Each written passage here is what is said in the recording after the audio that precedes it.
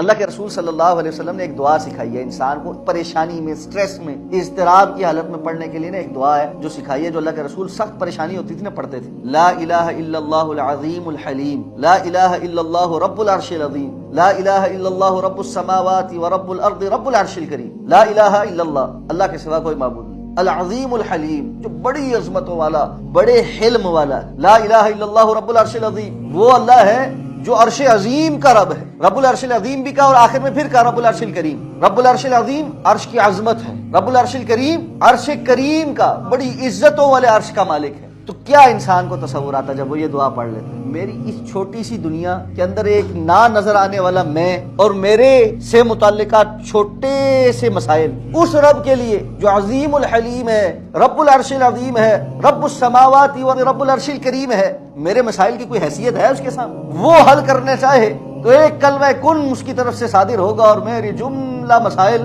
اڑے ہوئے چلے جائیں.